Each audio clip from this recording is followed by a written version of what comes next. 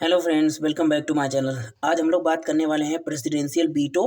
जैसा कि आपको सामने दिख रहा है, ओवर स्टेट लेजिस्लेशन। अब हमने की प्रेसिडेंट की वीटो पावर पढ़ ली थी, सेंट्रल गवर्नमेंट से रिलेटेड कि पार्लियामेंट से रिलेटेड या लॉ बनाने से रिलेटेड। कुल मिला के कहें तो यूनियन गवर्नमेंट से रिलेटेड प्रेसिडेंट की वीटो पावर्स क्या होती हैं वो हमने लोग ने कल देख लिया। अगर आपको कुछ भी डाउट हो तो आप मेरे पिछले वीडियो में जाके देख सकते हैं, ठीक है। अब बात करते हैं कि प्रेसिडेंट की वीटो पावर स्टेट में कैसे काम करती है, ठीक है। वो तो सेंटर की बात थी। कितनी तरह की वीटो थी? सस्पेंसिव वीटो और एब्सोल्यूट वीटो और पॉकेट वीटो, ठीक है। और जो कि एक और था, वो कौन सा वीटो था ये आप लोग हमें बताएंगे, ठीक है, कमेंट में। President veto over state legislation.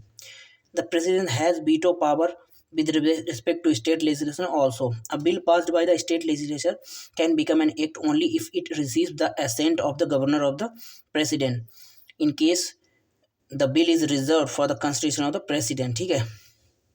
When a bill passed by the state legislature is presented to the governor for his assent, he has four alternatives under Article 200. अब ये जो पावर्स होती है बीटो की स्टेट में गवर्नर के पास, ये आती है अंडर आर्टिकल 200, ठीक है। अब उसके फोर अल्टरनेटिव्स होते हैं। क्या होते हैं? He may give is assent to the bill, he may withhold his assent to the bill, assent means उसकी स्वीकृति, और he may return the bill if it is not a money bill for consideration of the state legislature, ठीक है। ये तीन तो same हो गई जैसे कि प्रेसिडेंट की थी, मैंने पिछली वीडियो में पढ़ाया। अब ये चौथी थोड़ी डिफरेंट है। ही में reserve the bill for consideration of the president, governor रख सकता है प्रेसिडेंट की कंसिडरेशन के लिए। अब जब गवर्नर जो बिल रख सकता है प्रेसिडेंट की कंसिडरेशन के लिए, तो उससे रिलेटेड प्रेसिडेंट के पास आर्टिकल 201 के तहत कुछ अल्टरनेटिव्स होते हैं। क्या होते हैं? He may give his assent to the bill. अब गवर्नर ने कहा कि प्रेसिडेंट आएंगे या प्रेसिडेंट को मैं दिखाऊंगा, तो जब वो प्रेसिडेंट को दिखाएगा तो प्रेसिडेंट के पास लिमिटेशंस होती हैं या कह लो अल्टरनेटिव्स होते हैं कि उससे रिगार्डिंग वह अपनी स्वीकृति देगा, ठीक है। गवर्नर को कहेगा कि हाँ ठीक है, या जो कुछ भी। तो he may give assent to the bill, he may withhold assent to the bill, he may direct the governor to return the bill if it is not a money bill for the reconsideration of the state legislature.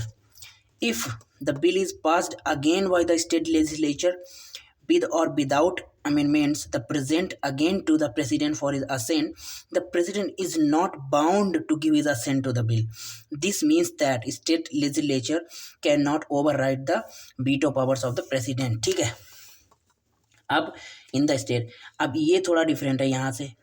President bound नहीं है। पहले क्या था union government में कि अगर parliament ने कोई बिल बनाया, एक्ट बनाया, दोनों हाउस से पास हो गया, उसने प्रेसिडेंट के सामने भेजा, प्रस्तुत किया प्रेसिडेंट के पास साइन करने के लिए, तभी तो वो एक्ट बनेगा।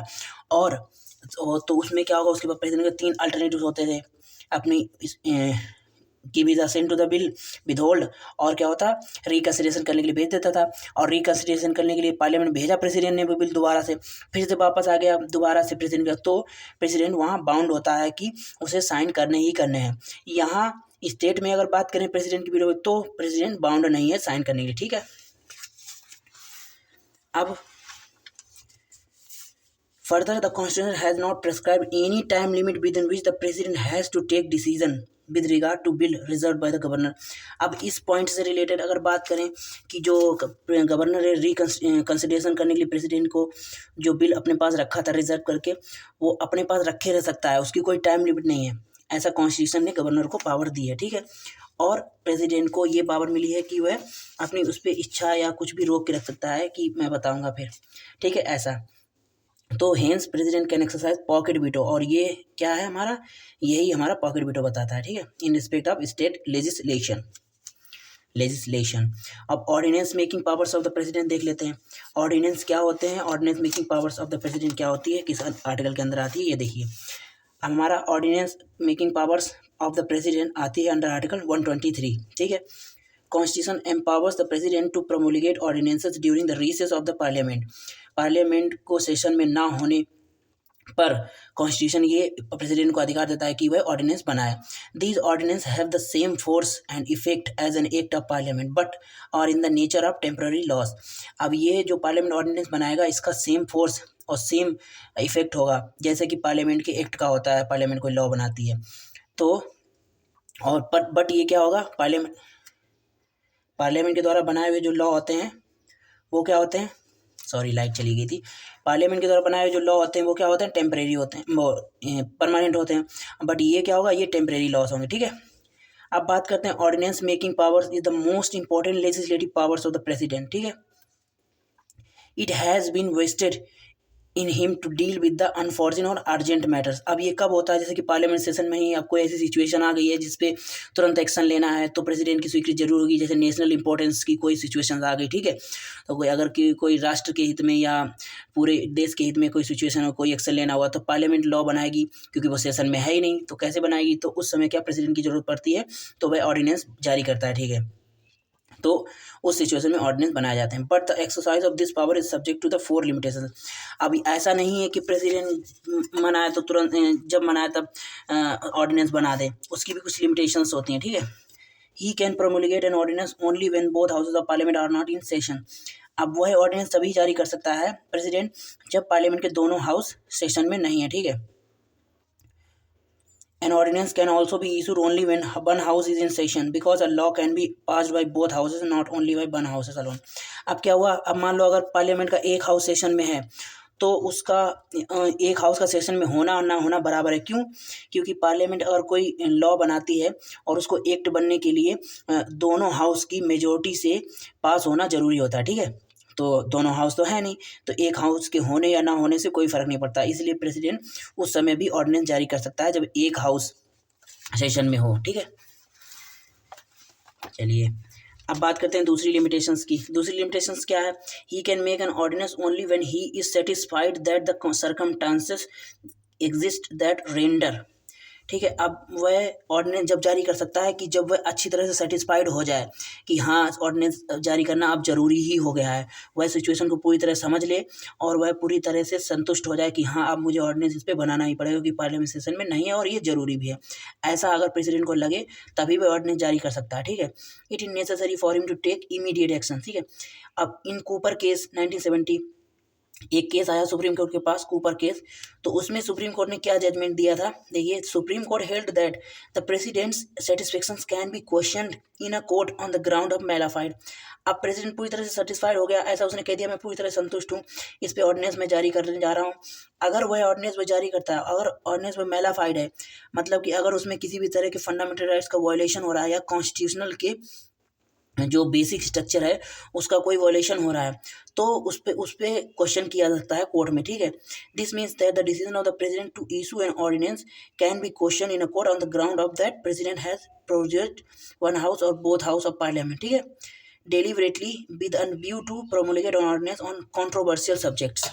अब कॉन्ट्रोवर्शियल सब्जेक्ट का मतलब क्या है, जैसे कि पार्लियामेंट ने कोई लॉ बनाया, अब प्रेसिडेंट को लगा कि हाँ प्रेसिडेंट सेटिस्फाइड नहीं हुआ, उसने साइन नहीं किया और उसने अपना ऑर्डिनेंस जारी कर दिया उससे रिलेटेड, तब ये कंट्रोवर्सी हो जाएगी, ठीक है। तो जो कि सही नहीं है, तो उससे रिलेटेड एक कॉन्स्टिट्यूशनल अमेंडमेंट बनाया गया था कि पार्लियामेंट और प्रेसिडेंट का कुछ भी कंट्रोवर्सी ना हो। तो 38 कॉन्स्टिट्यूशनल अमेंडमेंट आया 1975 में। उसने क्या किया, उसने ये डिक्लेयर कर दिया कि प्रेसिडेंट सेटिस्फेक्शन फाइनल, जो प्रेसिडेंट की सेटिस्फेक्शन होगी वही फाइनल होगी, पार्लियामेंट के लॉ या पार्लियामेंट का कुछ भी कोई मैटर नहीं करता, और किसी भी तरह का कोई फंडामेंटल राइट्स या डीपीएसपी का कोई भी अगर वॉयलेशन हो रहा है तो वो कोई मैटर नहीं करता। And conclusive beyond judicial review, और उसको जुडिशियल रिव्यू से भी बाहर रख दिया कि मतलब उस पर कोई क्वेश्चन नहीं कर सकता किसी भी कोर्ट में, ठीक है। बट क्योंकि ये साफ साफ दिख रहा था गलत है, दिस प्रोविजन वाज डिलीटेड। अब ये प्रोविजन हटा दिया गया कब, 44वां जब कॉन्स्टिट्यूशनल अमेंडमेंट आया 1978 में, यानी 44th constitutional amendment act. The president satisfaction is justiciable on the ground of mala fide. अब मैलाफाइड इन द सेंस कि मतलब प्रेसिडेंट जो ऑर्डिनेंस बनाएगा उसको कोर्ट में जस्टिसिएबल करना जरूरी होगा, मतलब उसको जस्टिफाई करना जरूरी होगा कि ये ऐसे ऐसे टाइम पे सही है, इसमें किसी तरह का कोई वॉयलेशन नहीं हो रहा है, ठीक है। ऐसा कॉन्स्टिट्यूशन अमेंडमेंट 44 हमें बताता है। अब तीसरी लिमिटेशन क्या है, his ordinance making power is extensive, ठीक है, as regard all matters except duration with law making powers of the parliament, ठीक है। This has 2 implications.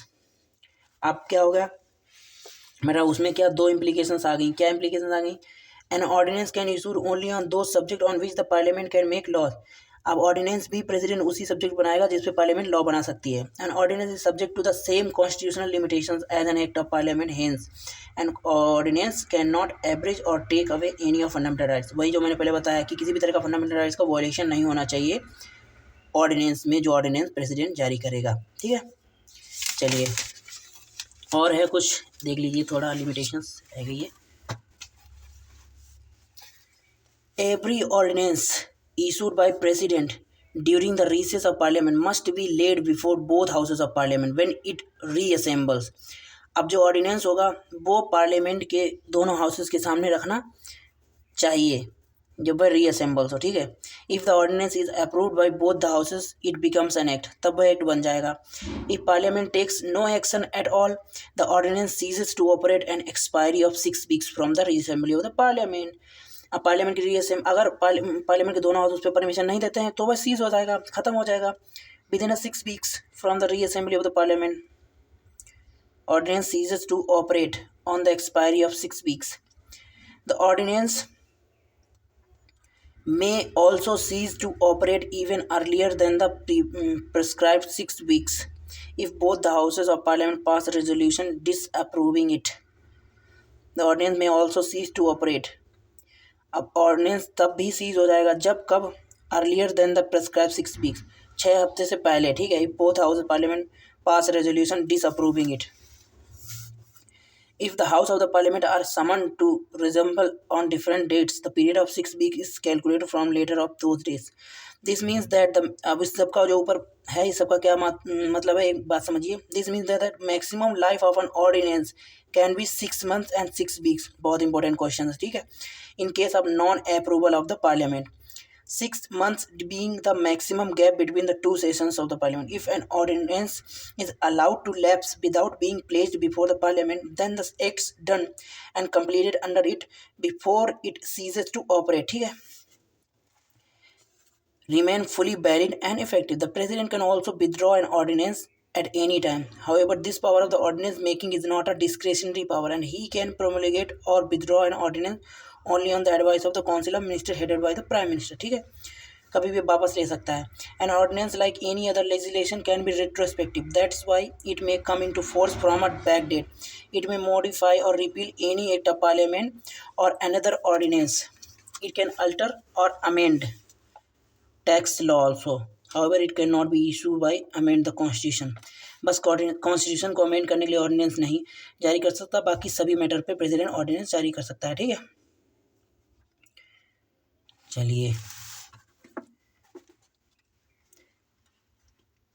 एक केस आया था, देख लीजिए। The judgment of the supreme court in DC Wadhwa case 1987 is highly relevant here. In that case, the court pointed out that between 1967-1988 the governor of the Bihar promulgated 256 ordinances, ठीक है, and all these were kept in force for the period ranging from 1 to 14 years by re-promulgation from time to time. The court ruled that successive re-promulgation of the ordinances with the same text without any attempt to get the bills passed by the reassembly would amount to violation of the constitution, and ordinance so re-promulgated is liable to be struck down. It held that exceptional powers of lawmaking through ordinance cannot be used as a substitute for the legislative powers of the state legislation, ठीक है। कल बात करेंगे president की pardoning powers के। Pardoning मतलब क्षमा करने की, जो उसकी पावर्स होती है, उसकी शक्ति होती है, कहाँ कहाँ यूज़ होती है, किस किस मैटर में वो अपनी पार्डनिंग पावर यूज़ कर सकता है। इन सब के बारे में कल पढ़ेंगे, ठीक है, स्टेट में या सेंट्रल में, यूनियन में, किसी मैटर पे, ठीक है। मिलते हैं नेक्स्ट वीडियो में, तब तक के लिए धन्यवाद, थैंक यू।